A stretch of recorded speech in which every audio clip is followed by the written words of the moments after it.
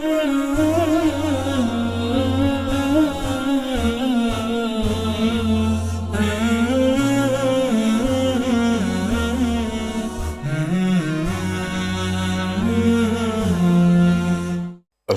wa kafa, wa sallallahu wa sallam wa baraka ala Mustafa, wa ala alihi wa sahbihi wa man wala.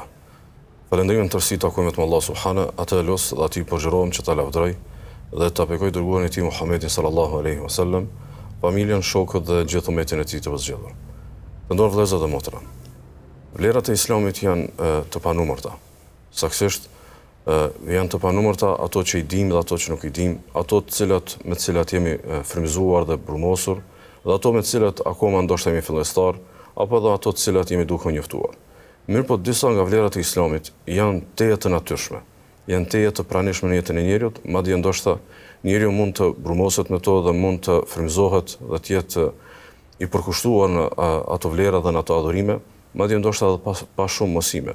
Saktësisht nuk është ndoshta e kërkuar aq shumë që do e mos të kesh një gamë të madhe apo një bagazh të madh të mësimeve, që domosdoshmërisht të jesh i përkushtuar në ndonjë prej veprave të cilat i kemi trajtuar apo të cilat trajtohen gjatë ju. Saktësisht kam bëj fjalë që disa vepra thjesht janë të natyrshme, njeriu duhet ta ndjej pak dhe rrjedhimisht të jetë i përkushtuar shumë.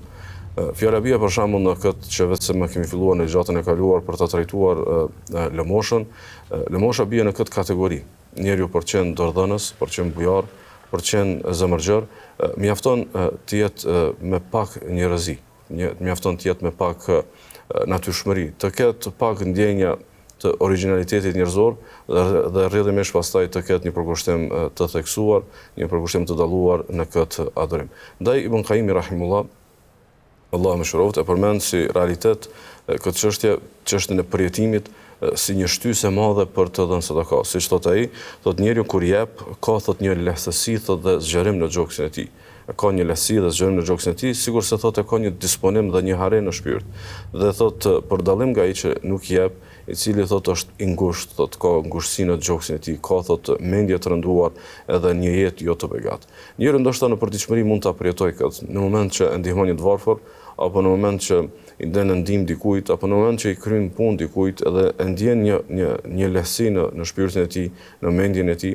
Kjo do të duhet të ishte një motivim i shtuar kundrejt argumenteve dhe teksteve që i kemi cituar nga Kurani dhe Suneti, kuptimin që ndoshta edhe nëse harrojmë disa nga këto mësime, në fakt jemi të vëmendshëm dhe të vetëdijshëm se çfarë dobi na bën ne kur japim, se si na liron shpirtin dhe se si fitojmë shpërblimin tek Allahu subhanahu wa taala. Ndaj Ibn Qayyim i thot, sikur të mos kishte asnjë dobi lëmosha veç kësaj që i jep një rahati, i jep një freski shpirtit, i jep një ndjenjë dhe një përjetim të mirë njeriu, do të mjaftonte dhe do të vlente që njeriu të ishte sa më i përkushtuar dhe të ngutej sa më shumë në këtë vepër. Ndaj konsideroj që të parët tonë të mirë, përveç frymëzimit që e kanë pasur nga ana e teksteve fetare, përveç shpërblimin që e kanë shpresuar tek Allahu subhanahu wa taala, konsideroj që një pjesë e përkushtimit të tyre në këtë adhurim, siç do ta vëmë re tutje në këtë moment inshallah, ka qenë pikërisht edhe nga aspekti i natyrës, nga aspekti i përjetimit, nga aspekti i shpirtërorës së tyre shumë të rahatuar në këtë vepër të dalluar që bëhet për Allahun subhanahu wa taala. Saktësisht dua të nënvizoj që dordhënia dhe bujaria dhe lëmosha, përveç që është natyrshmëri, përveç që është do të thotë urdhëresë fetare, përveç që është mësim fetar, është shumë e rëndësishme për ta parë dordhënien edhe si kulturë, edhe si formësim fetar. Do të thotë të kesh një zemër, dhe të kesh një qasje prej bujari, përbën një kulturë shumë fisnike e cila nuk blehet, mirë po arrihet dhe fitohet. Ajo fitohet me vepra të mira, fitohet me një përshpejtshmëri shumë fisnike dhe mbi gjitha është një dhuratë prej dhuratave të Allahut subhanahu wa taala. Dhe nëse Allahu të ka begatuar ta kesh një shpirt bujar dhe të ka begatuar ta kesh një qasje prej bujarit, atëherë ta fëndosh Allahun subhanahu wa taala dhe ta ruash këtë begati duke shtuar dhënien dhe duke e ruajtur këtë cilësi.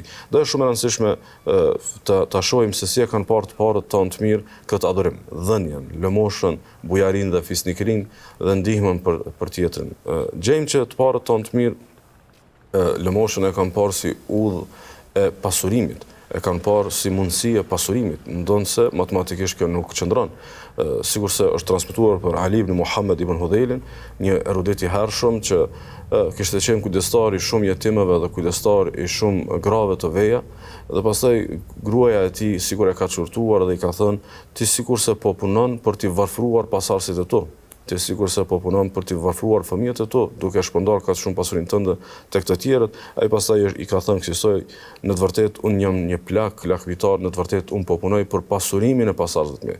Kuptimin që unë besoj bindshëm që nëse unë kujdesem për jetimët, nëse unë kujdesem për gratë e veja, besoj bindshëm që Zoti im do të kujdeset pastaj për fëmijët dhe pasardhësit e mi, do t'i pasuroj ata, dhe kjo pasuri cilën unë do ta kisha ndarë për fëmijët e mi, kjo ndoshta do të harxhohej, do të shpenzohej, ndoshta do të shkonte kot, ndërkaq ajo që e kanë bërë për hir të Allahut, ajo vetëm se shkon duke u shumëfishuar dhe duke pasur, do thotë, një jetë më të gjatë. Sikurse gjejmë që të parët tonë të mirë lëmoshën e kanë parë si zahire të jetës së amshimit. Saktësisht përmendet për Zeynul Abidinin ibn Aliut radhiyallahu anhu, që kur vinte tek ai ndonjë lypës dhe i kërkonte diçka, ai i uronte mirëseardhje e lypsit dhe i thoshte, mirë se vjen o ti që e bart zahiren time për në amshim.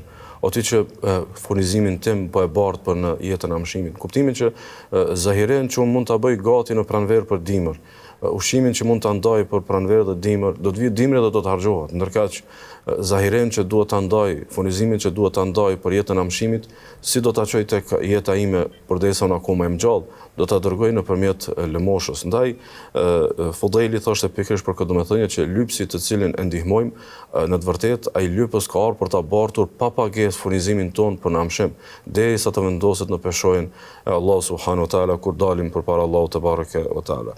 Dhe ata padyshim kanë thënë kësaj dhe kanë vepruar kësaj sepse kanë qenë të edukuar me fjalën e Allahut subhanahu wa taala, ku thotë Allahu i Madhërisëm, çfarëdo vepre të mirë që ju të bëni në përgatitje për jetën e amshimit, atë do ta gjeni tek Allahu. Veprën e mirë që e bëjmë për të përgatitur për amshim, do ta gjejmë tek Allahu subhanahu wa taala. Mirë po lëmoshët e tona kush i çon tek Allahu subhanahu wa taala, sikur Fudhaili dhe Zeynul Abidin thonë që të varfrit të mos i shohim ata si lypës, të mos i shohim si nevojtar, të mos i shohim si të varur për ne, mirë po ne t'i shohim ata sikur ata na bëjnë mirë teksa e bartin lëmoshën tonë drejt amshimit dhe vendosjes së saj përpara Allahu subhanahu wa taala në peshoj. Ndaj të parët tonë të mire kanë pasur këtë edukat, këtë qasje, sepse janë edukuar me edukatën e të dërguarit të Allahut sallallahu alaihi wasallam, me edukatën e Muhamedit sallallahu alaihi wasallam. Sikur se shënoi Imam Tirmidhiu nga Aisha radhiyallahu anha, ajo tregon që një herë e kishin thërrur një dele për ta ngrënë mishin e saj, dhe pastaj i dërguari Allahu sallallahu alaihi wasallam kishte dalur nga shtëpia dhe pas pak kohësh kthehet në shtëpi dhe pyet bashortën e vet dhe i thotë çfarë ka ngelur nga ajo kafshë e therrë, çfarë ka ngelur nga ajo dele. Aisha radhiyallahu anha vetëm e kishte shpërndar shumicën e saj, saktësisht thuajse në tërësi, dhe kishte ngelur vetëm shpatulla e asaj kafshë, me që pejgamberi sallallahu alaihi wasallam e preferonte më shumë. Ai sallallahu alaihi wasallam kur e merr përgjigjen që i thot Aisha radhiyallahu anha, nuk ka ngelur asgjë vetëm se shpatulla. I dërguari Allahu sallallahu alaihi wasallam i ka thënë pas ka ngelur e tëra përveç shpatullës. Kuptimin që kjo që ka ngelur shpatulla në të vërtetë do të hahet, do të harxhohet dhe nuk do të përbëj ndonjë vlerë që do të na shoqërojë në jetë. Ndërkaq ajo që e kemi dhënë para Allahut subhanahu wa taala, ajo ka ngelur. Sepse ngel shpërblimi i Allahut, ngel bekimi i Allahut subhanahu wa taala, ngelin premtimet e Allahut dhe ngel pritja e madhe për ta marrë shpërblimin tek Allahu subhanahu wa taala. Dhe sa jemi tek shembulli i Zeynul Abidinit që sapo e përmenda pak më herët, që ka qenë nipi i Aliut radhiyallahu anhu, saktësisht stënipi i pejgamberit sallallahu alaihi wasallam, Muhamedi sallallahu alaihi wasallam, në çështjen e lëmoshës dhe bujarisë, Zeynul Abidini është një shkollë në vetë e shëmbulltyrës. Saktësisht përmendet nga të parët tonë të mirë që ka pasur njerëz në shoqërinë e tij që e kanë parë atë sikur kanë menduar që mund të jetë kopras ndërkohë që ka pasur pasuri. Kanë menduar që është kopras ndërkohë që ka qenë i kamur dhe ka pasur mundësi të jep më shumë. Ndërkaq e kanë kuptuar pastaj pas vdekjes së tij se ai ka qenë kujdestari i 100 familjeve në Medinë. Ka qenë kujdestar i 100 familjeve të varfra në Medinë. Sikur se përmendet për shumë të parë nga kjo shoqëri medinase, që kanë qenë në kujdestarinë e tij ndërkohë ata nuk e kanë ditur. Saktësisht, shumë njerëz në Medinë kanë qenë që nuk e dinin kush u sillte ushqimin dhe lëmoshat dhe zahiret që për mbarvajtjen e jetës së tyre, nuk e dinin kush u sillte dhe e kuptuan pastaj me vdekjen e Zeynul Abidinit, e kuptuan se ai u kishte sjellur natën. Sigur se Zeynul Abidini e ka pasur si traditë dhe kulturë që ta barte vetë sadakane vetë në shtëpinë, në thas duke bartur tek shtëpitë të varfërve. Dhe kjo është shumë domethënë se vëllezër dhe motra që njeriu kur jep të jetë pranë të varfrit, jo vetëm nëpërmjet do thotë të dhënjes, mirë po nëpërmjet përjetimit, sepse kur je afër tek sa jep, e përjeton më shumë, e përjeton edhe lutjen e tij më shumë, e përjeton edhe ndjenjen edhe gjendjen e tij më shumë. Dhe rrjedhimisht thyhet egoja, thyhet do thotë shpirti, dhe në këtë thymje mund të ketë shumë më shumë bereqet se sa kur ne vetëm kryjm një vepër të mirë, një lëmosh nga distanca, edhe pse patyshim edhe është shumë vepër e mirë. Sigurisht është transmetuar që kur ka ndruar jetë Zejnul Abidini, kur e kanë larë trupin e tij ashtu sikur se janë ceremonitë e fesë Allahu subhanahu wa taala për ta përgatitur të vdekurin për jetën e amshimit, është vëre tek trupi i tij që një pjesë e trupit ka pas një ngjyrë tjetër, saktësisht në shpinë, ka pas ngjyrë tjetër dhe pastaj kanë kuptuar që kanë qenë gjurmët e dëmtimeve nga bartja e thasëve të rëndë, cilët i ka pasur duke bartur, domethënë lëmosh për shtëpitë e njerëzve të varfër. Kështu kanë qenë të parët tonë, kështu ka qenë ky dhe të tjerë nga kolosët dhe eruditët e gjeneratës më të mirë, nga që ata ishin edukuar nga mësuesi më i mirë profeti Muhammed sallallahu alaihi wasallam. Shënon Imam Buhariu nga Uqba ibn al-Harith, që thotë që një herë jam falur me të dërguarin Allahu sallallahu alaihi wasallam, saktësisht jam falur në xhami teksa i dërguari Allahu sallallahu alaihi wasallam ka qenë imam, dhe thotë pasi pejgamberi sallallahu alaihi wasallam dha selam dhe e përfundoi namazin, thotë e pëm që u ngrit shpejt dhe u largua duke kapërcyer safët e njerëzve, mbi shpatullat e njerëzve, duke dalur shpejt e shpejt sikur ka ndodhur diçka duke dalur prej xhamisë. Dhe pastaj ata janë trishtuar kur e kanë parë këtë gjendje, dhe i dërguari Allahu sallallahu alaihi wasallam është kthyer për t'i rahatuar që nuk ka gjë për t'u shqetësuar, dhe pastaj u ka shpjeguar se arsyeja pse u nguta dhe dola shpejt, ndërsa isha duke u falur, thot me të kryer namazin më kujtua që e kisha lënë një sasi të arit dhe të argjendit që e kisha ndarë për ta shpërndar, mirë po thot kishte ngel në shtëpinë time dhe thot u nguta për shkuar në shtëpi për t'i urdhëruar që ta shpërndanin sa më shpejt. Kjo për ta shpërndar sa më shpejt e ka një domethënie që është shumë thelbësore. Të parët tonë të mirë ndallëzër e kishin dhe motra e kishin sadakon, e kishin lëmoshën me nguti, e kishin me shumë vrull, e kishin me shumë vullnet, nuk e kishin me zor, nuk e kishin me plagështi, nuk e kishin sikur me dojë mos duhet të na prek një dëmshuri e madhe dhe pastaj t'japim. Në të vërtetë ne jemi duke bërë këtë për veten, ne japim për vetveten, ne japim për shpëtimin e vetvetes, ne japim për ta përgatitur amshimin tonë. Ndaj Abdullah ibn Abbas i thoshte për këtë me këtë, thoshte 3 vetave nuk u dal hakosh. 3 vetave nuk mund t'ju dal hakosh. Thot e nuk arrit dot që t'i shpërblej ata në këtë jetë. Thot ai që i pari thot është ai që përpara meje më përshëndet. Me që ai e ka marrë do thot përparësinë e tij që më përshëndeti përpara se unë ta përshëndet. Nuk mund t'i dal hakush, edhe nëse ja kthej selamin, nëse ja kthej përshëndetjen. Pastaj thot ai që bën një vend në një ndej për mua, ka pasur fjalabie një grumbull njerëz dhe dikush liron vend që ti të ulesh, të ndëron duke të lënë hapësirë. Thotë këti nuk mund t'i dal hakush, s'kam si ja kthej, sepse thjesht vetë se ishte më i shpejtë se son. Dhe ai që ecë në drejtim timin për të më përshëndetur mua, do thotë e ndron rrugën ose e niset enkas për të ardhur përshëndet. Thotë ta tre thotë nuk mund t'ju dal hakush. Mirë po thotë është 1/4, cilën vetëm Allahu mund ta shpërblej për mua. Cilën vetëm Allahu mund ta shpërblej për mua. Thotë kush është ai? E pyesin ata me habi shokët e tij, ai thotë është ai që e ka një hall. Është ai që e ka një hall. Dhe e kalon natën duke menduar si ta zgjidh atë hall. E pastaj i shkon mendja tek unë se unë mund t'ja zgjidh atë hall, dhe pastaj vend dhe ma thot hallin e tij, thot këtij thot unë nuk mund t'i dal hakush. Përderisa më ka menduar që unë jam burr dhe unë jam i denj dhe unë jam i përkushtuar për t'ja kryer, do thot një detyrë që mund t'ja kryej, për t'ja kryer një hall që mund t'ja kryej. Thot fakti që ka menduar kaq mirë për mua, fakti që ka ardhur dhe ka trokitur derën time për ta kryer thot këtë hall të vetin, kjo thot që më ka menduar mu kundrejt të tjerëve, ka pas mundësi të mendoj për shumë këtë tjetër, me thot ka menduar për mu, thot këtij thot nuk mund t'i dal hakush. Ndaj njerëzit ndoshta kur dikush u atroket derën ose kur kanë një afërsi ose kanë një dashamirësi dhe vjen një moment i caktuar që ndoshta e ka një hall të cilin nuk mund ta zgjidhë me gjithë këtë dhe në shkaku i afërsisë dhe i dashamirësisë e trokasin derën e dikujt, njerëzit nuk duhet asnjëherë t'i shohin këta si barr, asnjëherë nuk duhet t'i shohin këta si ngarkesë. Në fakt, nëse ka mundësi t'i ndihmojnë, duhet t'i shohin pikërisht sikurse Abdullah ibn Abbasi, si fat dhe si mirësi që ata i kanë përzgjedhur për të qenë të këtill. Sigurisht të parët tonë të mirë kanë dhënë ndërlëzër dhe motra pa bërë shumë llogari se sa dhanë. Sepse njerëzit e devotshëm që devotshmërinë e tyre ndërtojnë edhe me bujari, nuk e kanë bujarinë dhe zemërgjësinë e tyre, dorëdhënien e tyre një vepër sa për të betuar që e kanë. Thjesht ata e kanë një vepër në cilën garojnë, e kanë një vepër në cilën ata çdo herë më shumë e shijojnë dhe rrjedhimisht bëjnë edhe shumë e më shumë. Për arsye për shembull përmendem për Lejth ibn Saadin, që ka qenë nga të parët tonë të mirë që është dalluar për pasuri, është dalluar për pasje dhe kamje.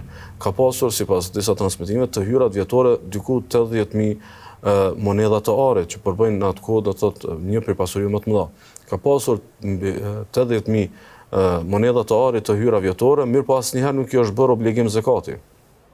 Imagjinoni, asnjëherë nuk i është bërë obligim zakati sepse për herë kur ka përfunduar viti, pasuria e tij ka qenë më poshtë se sa kuota e zakatit. Ka qenë një pasuri shumë modeste që nuk e ka arritur do të thotë atë kuotë minimale pas cilës të obligohet më thonë zakati. Si kanë shkuar, përmendet që shumicën e pasurisë ka shpërndar. Shumicën e pasurisë do thotë ka qenë në shërbim të njerëzve, në shërbim të mexhve, duke shpërndar ushqim, duke kryer punë për njerëz, duke qenë bujar, duke ruajtur miqësitë e tij me njerëzit e kështu me radhë. Mirë po gjitha kanë qenë parimisht, shumica kanë qenë parimisht në mirëbërje dhe bamirësi për të tjerët, atësa do thotë gjithë ato hyra vjetore që ka pasur nuk kanë pasur mundësi që të palohen dhe rrjedhimisht atij t'i obligohej zakati. Ndaj Esmaja, bia e Abu Bekrit, i kishte këshilluar vajzat e veta pikërisht në këtë çështje duke thënë kësaj, i ka thënë o bijat e mia, jepni e mos pritni kur të keni tepric. Jepni kurdo që keni mundësi, kurdo që është e mundshme për të dhënë, dhe mos e pritni vetëm atë momenti kur ju tepron diçka dhe atë ta jepni tek njerëzit. Thotë sepse nëse e pritni tepricën, nuk u vjen ajo asnjëherë. Keni vëmendje? Thotë nëse e pritni tepricën, nuk u vjen asnjëherë, ndërkaq. Thotë nëse jepni, nuk do ta vreni mungesën e asaj që e keni dhënë. Nëse jepni, nuk e vreni mungesën e asaj që e keni dhënë. Saktësisht kjo fjalë e kësaj nëne, kjo fjalë e kësaj bie të edukuar në shtëpinë e Abu Bekrit radiallahu anhu, është ndoshta përmbledhja e krejt asaj që do duhej të dilmë nga kjo ligjërat. Do thonë nëse jep, ajo çka e ke dhënë nuk vrehet që mungon. Për arsye se Allahu subhanahu wa taala e kompenzon me bereqet, e kompenzon me lumturi, e kompenzon me shumë çka që realisht ajo nuk blehet në tregje, mirë po ajo është vetëm dhuratë prej Allahut subhanahu wa taala. Andaj të parët tonë të mirë, lëmoshën e kanë parë si investim për të ardhmen. Lëmoshën e kanë parë si investim të madh dhe të jashtëzakonshëm për të ardhmen e tyre, sigurisht se përmendëm për Abdullah ibn Utbe që pas kështë pasur një pasuri do të thotë në patundshmëri shumë të madhe. Dhe kur e ka shitur atë pasuri, saktësisht kur e ka shitur ato toka, ato troje, njerëzit kanë thënë pse nuk i le këto pasuri ti deponosh për pasardhësit e tu. Ai që përgjigjet duke thënë që këto pasuri po i deponoj tek Allahu e pasardhësve të mi po ale Allahun. Pasardhësve të mi po ale furnizuesin, po ale të pasurin absolut, po ale atë i cili i jep pa kufi, i cili i jep pa ndal, i cili i jep sa të jenë gjallë. Ndërkaq thotë këtë, po e deponoj tek Allahu subhanahu wa taala. Saktësisht e kanë parë do të thotë sadakan, e kanë parë lëmoshën si investim, nuk e kanë parë si harxhim, e kanë parë pikërisht si investim që shtohet dhe do të thotë begatohet. Sikurse të parët tonë të mirë e kanë parë lëmoshën edhe si shkak për ndryshimin e gjendjes në saj të lutjeve të nevojtarëve. Shpesh ndodh që ndoshta ai duke u lutur prej kohësh për diçka të caktuar dhe Allahu akoma nuk të është përgjigjur. Shumë ndodh që ndoshta një lutje e caktuar të është fiksuar, mirë po nuk i begatuar akoma me përgjigjen. Ndoshta udha e mirë dhe e sigurt është që ti bësh mirë dikujt dhe ai të lutet për ty. Të afrohesh tek dikush me lëmosh dhe ai të lutet për ty. Sigurisht se përmendet nga dikush prej të parëve tonë të mirë që ka qenë prej dietarëve të mëdhej, që në fillim të jetës së tij nuk ka qenë i devotshëm. Në fillim të jetës së tij ka qenë i dhënë pas mëkateve dhe ka qenë në larg do thotë udhëzimit dhe dijes. Pastaj njerëzit kanë pyetur se si ka ndodhur ky ndryshim i yt derisa i e bërë nga njerëzit më të devotshëm dhe dietarët më të mëdhenj të kohës. Ai tregon që thotë teksa kam qenë duke u kthyer nga mëkatet e mia në rrugë e kthimit sipër për në shtëpi, thotë kam parë një njerëz të varfër udhës dhe kam parë në një gjendje të keqe, kam parë në një gjendje të mirueshme. Dhe në atë moment kam menduar që mund të jetë i uritur. Kam menduar që mund të jetë duke dëshiruar për të ngrënë diçka. Dhe kam shkuar dhe kam pyetur, më trego sinqerisht cili do të ishte ushqimi yt më i dashur në këtë moment. Edhe e ka treguar një lloj të ushqimit, ka shkuar dhe ka bler, e ka bërë gati dhe ja ka sjellur. Thotë ndërkohë që thotë ai e pranoi thotë dhuratën time dhe lëmoshën time në atë moment, tha e bëri thotë një lutje për mua dhe tha Allahu ta mëson të pendohesh. Allahu ta mëson të pendohesh, thotë nuk më zuri nata, vetë thotë zemra ime thotë më ndryshoi, thotë gjendja ime thotë filloi të ndryshoj në saj të lutjes së këtij njeriu i cili ishte në hall dhe e kishte përjetuar fuqishëm do thot për krahjen e tij, sikurse Lukmani e kishte këshilluar birin e vet që gjithherë kur të bësh një gabim, dhe krejt ne jemi gabimtar, thotë gjithherë kur të bësh një gabim, jep një lëmosh. Mësohu që sa herë që gabon, sa herë që mëkaton, sa herë që të mund cytja e djallit apo të mund cytja e egos, pas asaj mundje të mos relativizosh rënien, mirë po të përpiqesh të afrohesh tek Allahu subhanahu wa taala duke dhënë lëmosh. Ndaj Sufjan e Thauri, siç është transmetuar për të, kur i lypte ndonjë i varfër diçka, dhe thot e priste ardhjen e tij, lypjen e tij, lypsërinë e tij, thot e priste me hare. E priste me hare dhe thoshte, mirë se vjen o pastrimi i mëkateve të mia. Do thot më erë një shans për t'u pastruar nga mëkatet e mia. Ndoshta ka shumë mëkate të cilat akoma nuk na janë falur, po ndoshta një lëmosh, ndoshta një ndihmes, ndoshta një zemër që qetësohet me një lëmosh tëndën, me një lëmosh tonën, ndoshta një fëmijë i cili lumturohet me përkrahjen tënde, mund të jetë arsye për faljen e mëkateve, sikurse jo vetëm kaq, tek të parët tonë të mirë është parë lëmosha dhe si kurë dhe si ilaç për sëmundjet që kanë njerëzit, sikurse përmendet për Abdullah ibn Mubarekun, që dikush ka ardhur dhe i ka treguar se si nuk po shërohet nga një sëmundje prej kohësh, se si ka 7 vite që ka kërkuar ilaçin gjithandej në çdo vend të botës, mirë po nuk ka arritur të shërohet, e pastaj Abdullah ibn Mubareku i ka thënë, hape diku një pus ku njerëzit nuk kanë ujë. Dhe shpresoj thotë që Allah subhanahu wa taala do ta shërojë atë plagën tënde, atë sëmundjen tënde. Dhe thotë vërtet ashtu kishte ngjarë që në moment që e kishte hapur pusin diku ku njerëzit kishin vuajtur për ujë, Allah subhanahu wa taala e kishte shëruar pas 7 vitesh që kishte qenë i sëmur. Ndaj është e rëndësishme dhe shumë thelbësore që për ta kuptuar këtë temë në kuadër të shëmbulltyrave tona, dhe ne jemi krenar që këta janë shëmbulltyrat e tona. Ne jemi krenar që të parët tonë janë shëmbulltyrat e tona, është shumë e rëndësishme ta shohim që ata ishin kaq do thot dordhënës, ishin kaq do thot përkrahës të njerëzve, aq shumë të interesuar për lëmosh, sepse në të vërtetë ata e kishin kulturë bujarine. Bujaria nuk ishte moment dhëmshurie tek ata. Bujaria nuk ishte moment loti për ata. Bujaria nuk ishte moment që duhet ta shohim dikë të rënë për tokë për ta ndihmuar. Ata bujarinë kishin kulturë. Për shembull Abdullah ibn Abbas i thot, mua më vjen turp thotë që dikush të rri me mua 3 herë e të mos vë re gjë nga bujaria ime. Do të shoqërohet dikush do të ketë shansën 3 herë të rri me Abdullah ibn Abbasin. Dhe të mos vëre diçka nga bujaria e tij, të mos vëre diçka nga dorëdhënia e tij, të mos vëre diçka nga fisnikëria e tij, thotë mua më vjen turp kjo. Sepse ai ka kulturë, e ka pasur kulturë do thotë bujarin. Apo Abdullah ibn Umeri për shembull. Abdullah ibn Umeri ka qenë në periudhën e tij nga sahabët të cilët ka pasur të hyra nga shumë rrugë dhe pasuria e tij ka qenë shumë e lartë, sikurse nën kujdestarinë e tij përmendet që ka pasur mbi 1000 shërbëtor të cilët i ka liruar për hir të Allahut subhanahu wa taala prej kohësh. Abdullah ibn Umeri ka pasur aq shumë do thot bujarin saqë në një ditë prej ditësh kur i ka pranuar të hyrat e tij vjetore, ato të hyrat që i ka pritur nga burimet e ndryshme dhe të cilat i kanë ardhur, thot njerëzit janë mahnitur se sa pasuri ka pasur pa atë ditë, saqë është bër lajm në mesin e miqve të tij, lajm në mesin e shokëve të tij, mirë po habia ka qenë më e madhe kur është bër lajm diçka tjetër, cila ka qenë ajo, kur në fund të ditës e kanë parë Abdullah ibn Umerin duke kërkuar me borxh, me veresie, ka kërkuar të thot një deng kashte për kafshën e tij në treg, sepse vetëse nata e kishte zënë, gjithë atë pasuri e kishte shpërndar, gjithë atë pasuri e kishte ndarë nëpër miqtë e tij, nëpër shokët e tij, nëpër të varfër, nëpër nevojtar, nëpër gra të veja, nëpër jetim, nëpër njerëz që kanë nevojë për përkrahjen e dikujt tjetër. Thot në fund të ditës thot e pam thot Abdullah ibn Umerin duke shkuar në treg dhe duke kërkuar nga dikush prej shqetësve që t'ia jepte një deng kashte për kafshën e tij, mirë po për t'ia paguar tutje do thot më vonë. Këta ishin të parët tonë të mirë sepse ata e kishin bindjen e fuqishme tek Allahu subhanahu wa taala. Ai cili ka lidhje të egër me materien, ai nuk jep. Ai cili ka lidhje të fuqishme me Allahun, ai jep. Ndaj sadakaja, sikurse e përmendëm edhe më herët në ligjratën e kaluar, është argument, është provë. Është lëmosha provë prej provave më të mëdha se ne besojmë bindshëm që Allahu na frizon. Besojmë bindshëm se Allahu e shton. Besojmë bindshëm që Allahu nuk na lë keq. Nëse ne tregojmë bujar me të tjerët, Allahu tregohet edhe më bujar me neve, sepse ne nuk mund të jemi më bujar se Allahu subhanahu wa taala, sepse Allahu është bujari absolut. Ndaj duhet ta kapim edhe me këtë të shëjta përmbylli që lëmosha duhet parë si lirim i shpirtit. lëmosha duhet parë si mbushje e zemrës. Lëmosha duhet parë edhe si fitimi më i madh që mund ta bëjmë tek Allahu subhanahu wa taala. Në të vërtetë ne e shpresojmë xhenetin e Allahut subhanahu wa taala, por ndoshta nuk i kemi veprat më të mirat për ta fituar. Ne e shpresojmë faljen dhe mëshirën e Allahut, por ndoshta veprat nuk i kemi më të mirat.